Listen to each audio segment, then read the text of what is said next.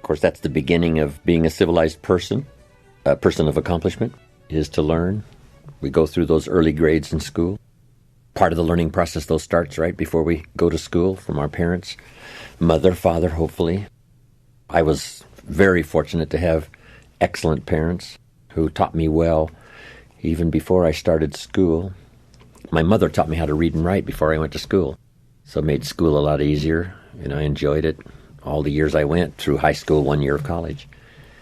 But my parents gave me that great extra advantage from the things they taught me in those years before school.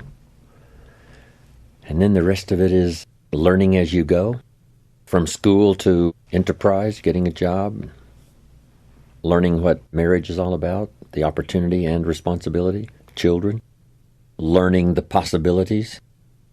It's unique that the possibilities are always far more than we can imagine. So first we imagine the possibilities. Then we imagine the possibilities that are possible for us. And I think we need both. Someone gives their testimonial and said, I started with this and I became wealthy. And if I can do it, you can do it. And they take us into a story of possibilities far beyond what we think we could possibly accomplish. But at least we can take from that testimonial their comment that if I can do it, you can do it. I started with nothing and look what happened for me. You could do it. But on our part now, it's a matter of personal choice. But at least it gives us a glimpse into the full range of possibilities. The income level now in America is $5 an hour for, let's say, minimum wage, up to, top income last year, $68 million, one person earned for 1 year. That's the full range of possibilities. Then we have to figure out on that full range of possibilities what's possible for us. Then you go as far as you can see at the moment. But accomplishment, it's just like ambition. Accomplishment helps you to see that much more. Once you've learned some skills, gotten some experience, you learn from that and you say, wow, maybe a couple of more skills and I could multiply my value by 2, by 3, by 5, plus my income, plus my ability to be influential, powerful, helpful. So it's true. Life is worthwhile if you learn.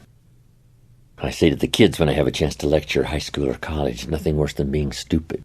Make sure you get the information while you're here in school. You can sort through it later, throw some away, forget some, whatever, but make sure you get it.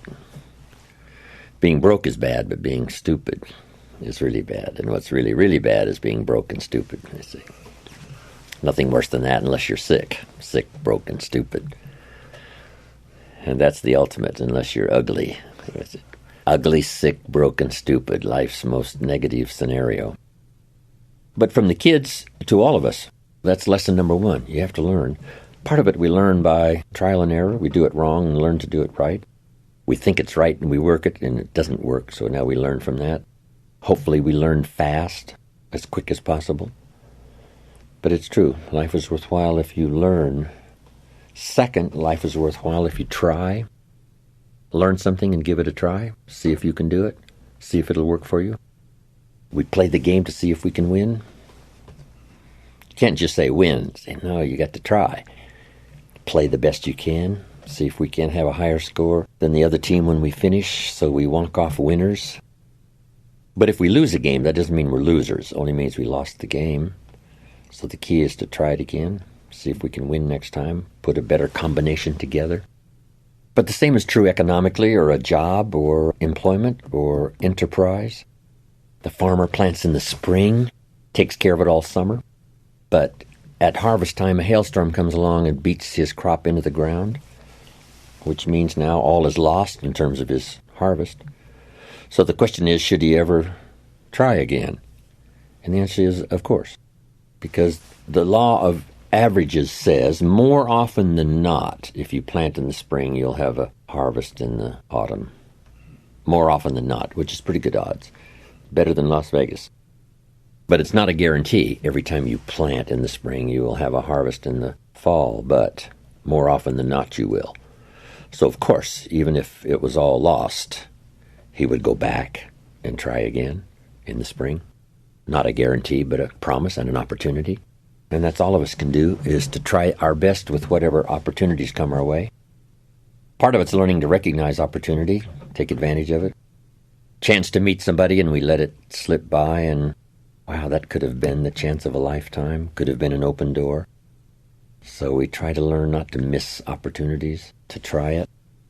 Then when the record book is finished on your life, let it show your wins, let it show your losses, but don't let it show you didn't try. See what you can do. So life is worthwhile if you learn. Second, if you try. Third, life is worthwhile if you stay. Some people plant in the spring and leave in the summer when it gets hot. The weather's not to their liking, and the weeds are too tall, and the work is too hard. But you got to stay. My advice is to stay at least through the cycle. Doesn't mean you have to stay forever, but at least if you've planted in the spring, see it through to the harvest and see what comes of it. It's like going to a game. Stay till it's over, I say. It's good training. Even though your team is behind, if you walk out and your team is behind, it's really not very polite. So well, they're losing, we're out of here. You know, if you support your team, you probably wouldn't leave till it was over. Even if your team is sort of hopelessly behind, that's good practice. Who are these people that leave early and spill their soft drink down your neck and step on your shoes and trying to get out early to beat the traffic? If you lay the foundation, at least see this project through, finish this one. Doesn't mean you have to build ever again, but at least if you've started this one, see if you can't accomplish this one, to stay through the summer, stay through the challenges, stay until at least this project is finished, and then make a decision on whether to plant again or whether to start another project or whether to do something again. Probably more marriages could be saved if they decided to stay at least a little longer, see if it could be worked out. Sometimes it might be as possible, but at least stay and try. See if there's another answer, another alternative, another way. And there usually is. So if you learn, if you try, and if you stay, my last one was if you care. And I came up with the phrase, if you care at all, you'll get some results. If you care enough, you could get incredible results. Part of the miracle of the human capability and possibility is the ability to care, to love, to truly care about someone else, or to care about the enterprise, or to care about your country, or to care about your village, or to care about your friendship. Care enough to repair what goes wrong. Care enough to confront the challenges, to make something better. Great human possibility to care. Whether it's our children, whether it's our friendships, whether it's our duties to our country or our community. To care about the future of your country, to care about the future of your life, your family, to care what happens. Easy to be tempted not to care, especially if you're a bit of a distance from it. I made a trip last year to India, my third trip to India. It's hard to comprehend a country with so much poverty and extreme challenges for human beings. There might not be anything you can do personally, except maybe offer your prayers, but at least to care about what happens, with hope that their life will be better. They'll find ways and means of feeding the poor, inspiring the children, giving hope to the father who wants to take care of his family, whether it's in some remote village or some dusty New Delhi street. To care about the world, which direction it's going.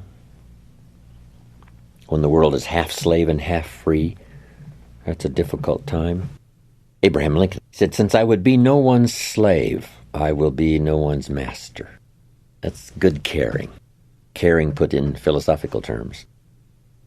And then care about each other, especially the people you work with and you're close to. Because it takes everybody. One person doesn't make an economy. One person doesn't make an institution, an enterprise. It takes all gifts blended together to make something work, and learning to appreciate each person's value. I said to my audience yesterday in Colorado Springs, we had about 1,000. I said it took everybody being here to make this occasion. Those who spread the word, said come and hear the man, me to fly in and show up, took a lot. Then when you walk into a seminar room where there's 1,000 people, you walk in by yourself, But when you walk away, you carry away with you the spirit of all the people, the reaction of all the people.